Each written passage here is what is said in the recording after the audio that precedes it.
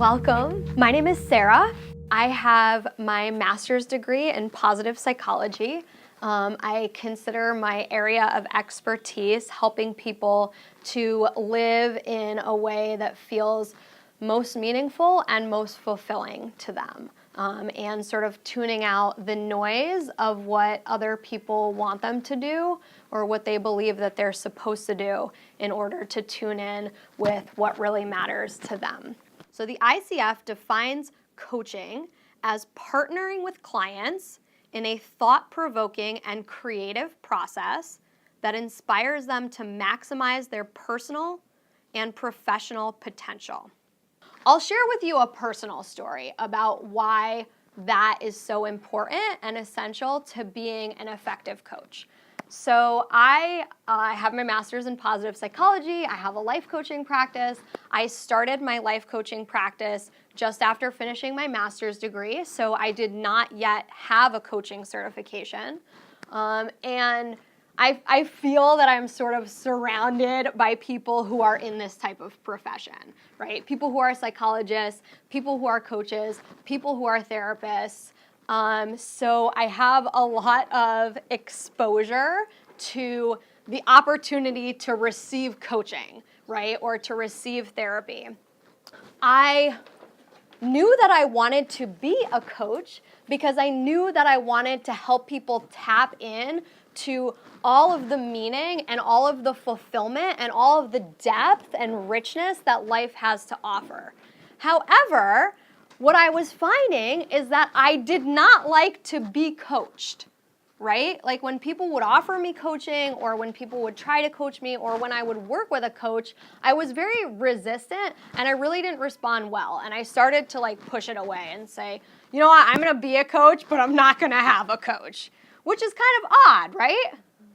So, lo and behold, a few years after opening my coaching practice, I came through the American School of Professional Life Coaching training with our colleague, Elliot Rosenbaum, who's in Jacksonville, Florida. And when you come through the training, if you come through the training, you'll find out that you have to receive coaching, and you have to receive quite a bit of coaching because part of the main ways that we train people to become good coaches is through experience. So starting on the very first day of the program, you will have an opportunity to coach someone. You'll also have an opportunity to be coached. So that's what you're signing up for. So I had to be coached, right?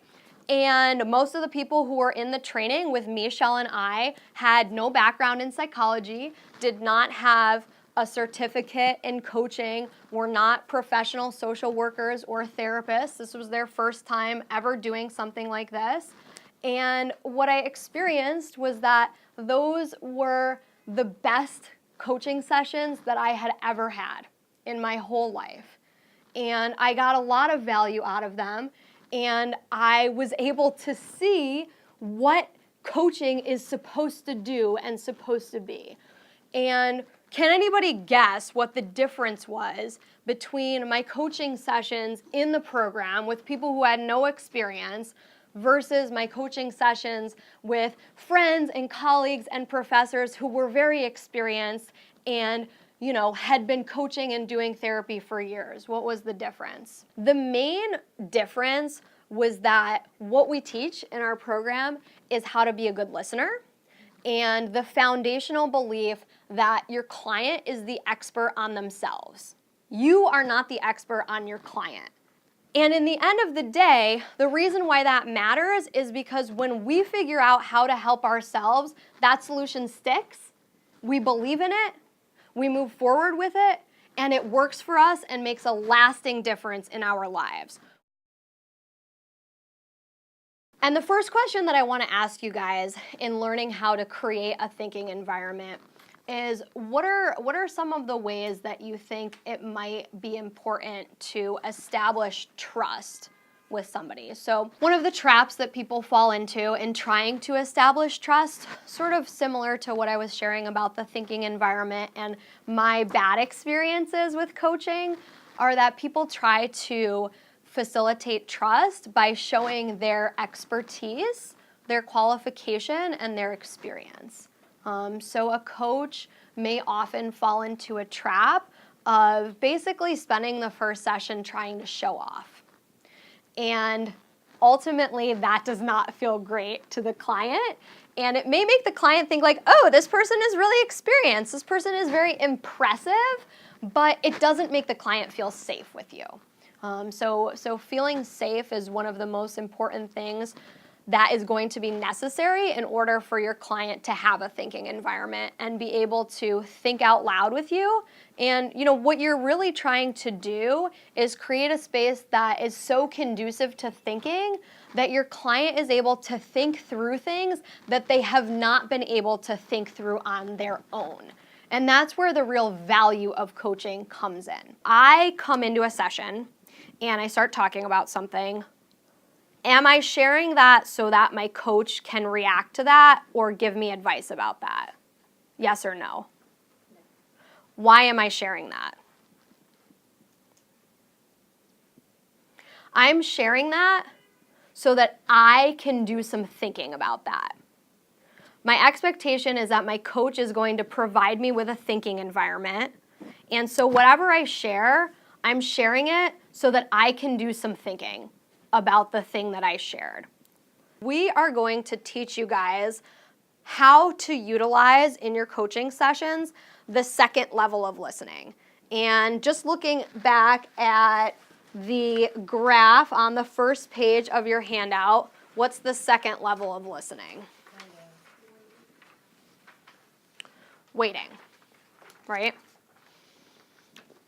So during this coaching session, when you are the coach, you are going to say nothing, okay?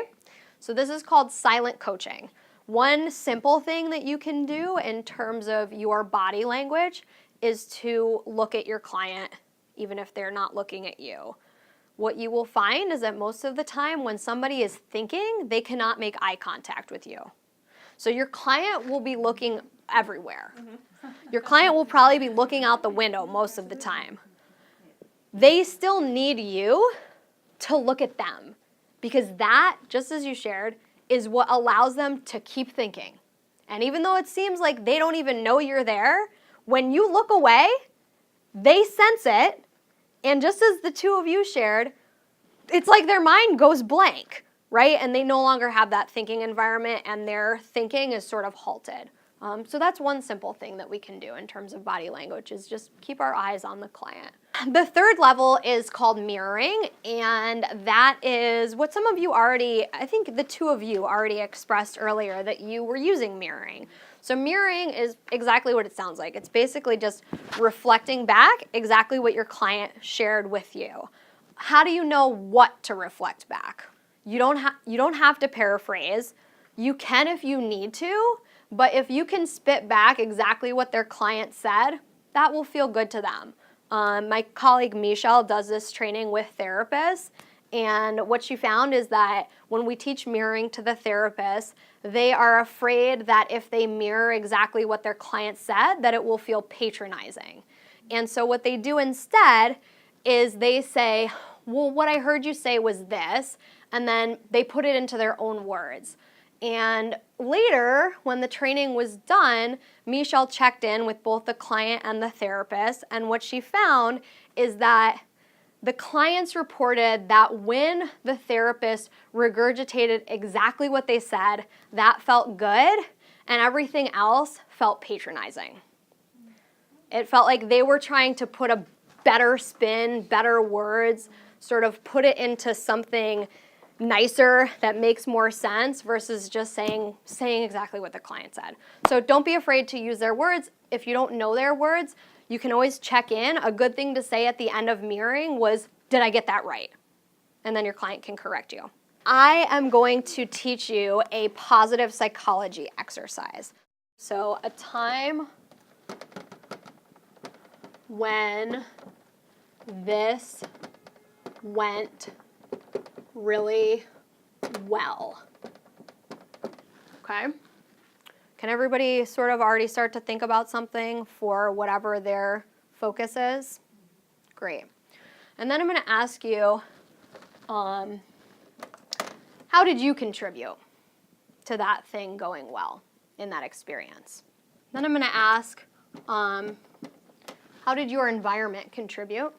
That can include people, places, things. And then I'm going to ask, how could that thing that happened the first time that went really well, how could you facilitate that happening better or more frequently? And then finally, are there any next steps that you'd like to commit to? So these are examples of transformational, incisive questions, okay? What I find is that the science of positive psychology is cool and great, but unless we have specific questions that prompt us to understand how to integrate this psychology, this research into our own life, it's basically useless, right? And so that is what these types of questions do. There's another series of these questions that I've designed for a difficult or a disappointing experience, so that you can help your client also think through the things that they're really stuck in or upset about still in an optimistic and positive way. But I wanted to show you guys today a sample of what it can look like instead of just using a coaching session to focus on a problem, using a coaching session to focus on something that went really well and using that to build upon and create more of what your client desires.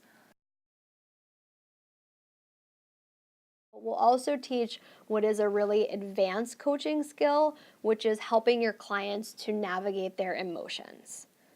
This is something that a lot of, in particular, life coaches avoid because coaches typically feel more comfortable with the thinking realm, coming up with solutions. You know, there's a term, solution-oriented coaching, I think is what it's called. And so coaches can get really scared and uncomfortable when the client is presenting an emotion, and therefore often avoid the emotion. However, what we find is that emotion can often be a more effective vehicle for change than cognition. And so if you pursue all the way to Module 3, you will learn how to use that as a tool to facilitate your client's growth.